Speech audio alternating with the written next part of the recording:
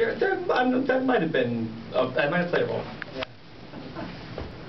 I think my hardest, most difficult part on Assassin's Creed was just showing up, because I got there basically 9 months before it shipped, and it was a total fluke. I'm a TV and movie writer, and my friend Corey, who wrote the original, created the IP, and wrote the first game, they were years into production, and he basically gave me a call and said, we're doing a little kind of side thing, it's a little video about the character's father, will you come write that for me? I said, sure, no problem.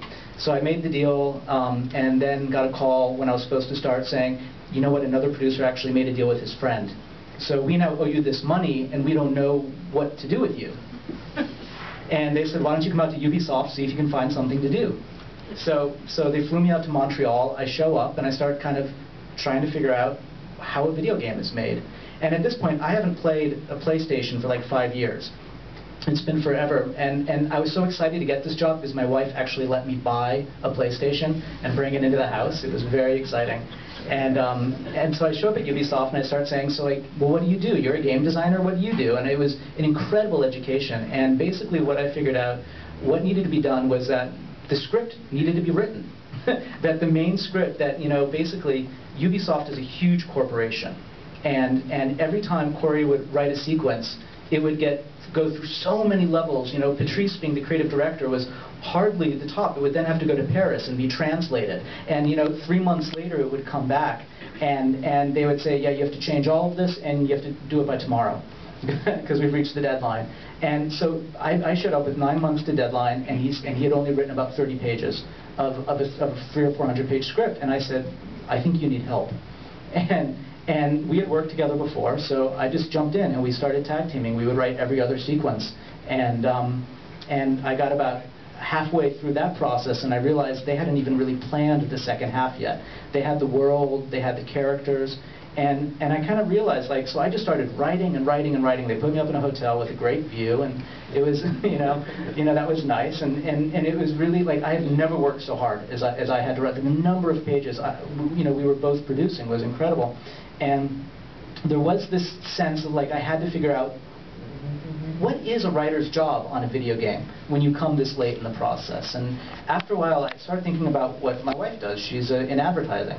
And I realized it's a similar thing in that they basically give, you know, my wife, they say, this is what we're trying to sell, why should people want to see this? And I realized, well, what I'm trying to do is, people have a game to play, I have to tell them why they want to play this game. Why do they want to play through the scene? You have to get from A to B, we figured that out. Well, I need to make you cry, I need to make you love, I need to make you feel like A to B is something important that I want to do. It's a very different thing. And so suddenly selling people, you know, emotion, using emotion to sell people to complete the sequence is, you know, a very useful thing. It transforms a game from tic-tac-toe to an experience, to an immersive experience. And I guess the second part of your question was, when did I know it was going to be good? Yeah.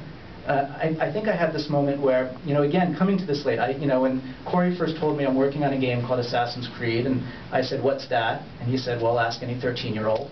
And I think I asked my 13-year-old cousin, and he said, holy fucking shit! And I went, okay, so this is good. So I didn't quite know what it was I was getting myself into. So I remember at a certain point, you know, we were in a big story meeting, and, you know, and somebody was arguing passionately about the details of the dates and why the dates needed to line up with reality, and I was like, what does it matter? I mean, it's a game, you know, like, it's just, you know, the dates don't have to be, you know, and I remember Patrice Desillier, who is the head guy, took his computer and turned around, and we had just that night before released the earliest trailer for the game, and it just showed like a tease of, like, you know, Leonardo da Vinci's drawings, and he showed me this, like, 30-page long blog entry that this teenage girl had written, deciphering, you know, every potential clue, you know, and actually getting most of the game right, you know, just from that. And he said, people care, like, about every single detail. There's enough people who care, and it kind of like, oh, I see, like, what I'm doing is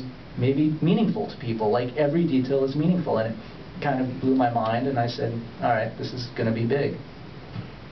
That's a great answer. Okay, we're going to go to audience questions in a minute here.